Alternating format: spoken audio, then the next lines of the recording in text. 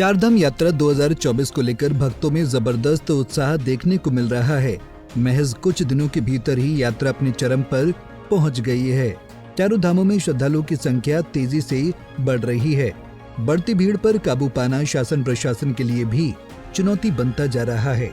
यात्रा में बढ़ती भीड़ का अंदाजा आप इसी बात से लगा सकते हैं कि सरकार ने 31 मई तक ऑफलाइन रजिस्ट्रेशन पर भी रोक लगा दी है। अधिक तीर्थयात्री आ गए पिछले दिनों, उसके कारण से तमाम जो प्रबंधन है वो करना पड़ा और लोगों को कुछ छुटपुट जाम की स्थिति का भी सामना करना पड़ा है। तो इसलिए अभी ये तय किया है कि 31 मई तक ऑफलाइन रजिस्ट्रेशन नहीं होगा, क्योंकि अत्यधिक यात्रियों की संख्या है और जो जिन्होंने ऑनलाइन रजिस्ट्रेशन किया है अभी वही यात्रा कर पाएंगे और 31 मई के बाद यात्रा व्यवस्थित होगी तो आगे का फिर उसके हिसाब से।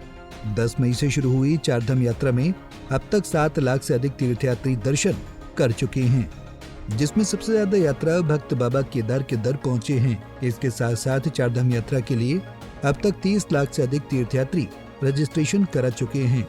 यानी स्पष्ट है कि आने वाले दिनों में भी चारधाम यात्रा में श्रद्धालुओं का हुजूम उमड़ेगा।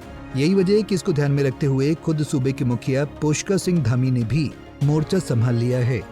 सीएम धामी लगातार चारधाम यात्राओं की व्यवस्थाओं पर नजर बनाए हुए हैं और हर दूसरे तीसरे दिन बैठक कर चारधाम यात्रा व्यवस्था की समीक्षा कर रहे हैं। इसके साथ साथ सरकार के विधायक भी यात्रा व्यवस्थाओं का लगातार जायजा ले रहे हैं। सोमवार को इसी कड़ी में यात्रा व्यवस्थाओं का जायजा लेने विकासनगर के विधायक मुन्ना सिंह चौहान अबर्टपुर बस अड्डा पहुंचे, जहां उन्होंने गंगोत्री और यमुनोत्री धाम जाने वाले तीर्थयात्रियों से यात्रा व्यवस्थाओं का फीडबैक लिया। मॉडर्न इंफ्रास्ट्रक्चर है ही। पिछले 3-4 विजिट में मैंने इसको कहा था कि जिस प्रकार से आमद बढ़ रही यात्रा सीजन में, तो सामने वाला जो स्पेस है वहां पर हम एक अभी तो फिलहाल टेंट बोल रहे हैं आप, ये हैंगर है, बेसिकली हैंगर है। आने वाले दिनों में हम इसको परमानेंट स्वरूप भी दे सकते हैं। हो सकता है यहाँ दें या बगल में दें, लेकिन एक देंगे जिसमें यदि यात्रियों की भीड़ होती है तो एक साथ बहुत सारे लोग जैसा वहां पे कर सकते हैं। उसमें हमने सब में कूलर्स वगैरह लगा दिए, तो जो कहा था सब कुछ किया। और आप किसी भी यात्री से जाकर के पूछिए, शायद इससे बेहतर सुविधा कहीं किसी और जगह। कुल मिलाकर चारधाम यात्रा को लेकर भक्तों में जबरदस्त उत्साह देखने को मिल रहा है। हालांकि भीड़ ज्यादा होने के कारण व्यवस्थाएं दुरुस्त करने में प्रशासन की भी पसीने छूट रहे हैं। अक्सर चारधाम यात्रा पर आए तीर्थयात्री अपनी परेशानियों का दर्द सोशल मीडिया पर साझा कर रहे हैं, जिसको ध्यान में रखते हुए अब सरकार स्थायी व्यवस्थाओं को दुरुस्त करने के लिए यात्रा प्राधिकरण स्थापित करने की बात कह रही है।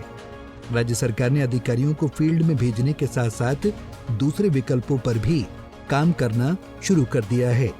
अब यात्रा के लिए प्राधिकरण बनाया जाएगा, जिसमें प्राधिकरण बनाने के लिए जरूरी संस्थाओं और विभागों से भी सुझाव लिए जाएंगे।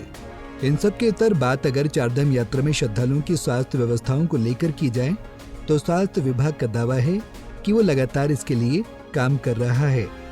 उत्तराखंड की स्वास्थ्य महानिदेशक डॉक्टर विनीता शाह ने बताया कि स्वास्थ्य विभाग की ओर से श्रद्धालुओं को बेहतर स्वास्थ्य सुविधाएं उपलब्ध कराई जा रही हैं।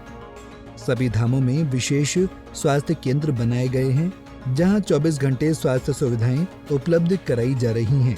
स्वास्थ्य विभाग हमारे चारधाम यात्रियों की स्वस्थ, सुखद और सफल यात्रा के लिए प्रतिबद्ध है। यात्रा रूट पे हमारी परमानेंट और टेम्परेरी चिकित्सा इकाइयाँ हैं, जिसमें हमारे ट्रेन डॉक्टर्स और स्वास्थ्यकर्मी सेवा देने के लिए प्रतिबद्ध हैं। इसके अलावा बेस कैंपों में और यात्रा के मुख्य मार्ग में हमारे द्वारा स्क्रीनिंग की जा रही है।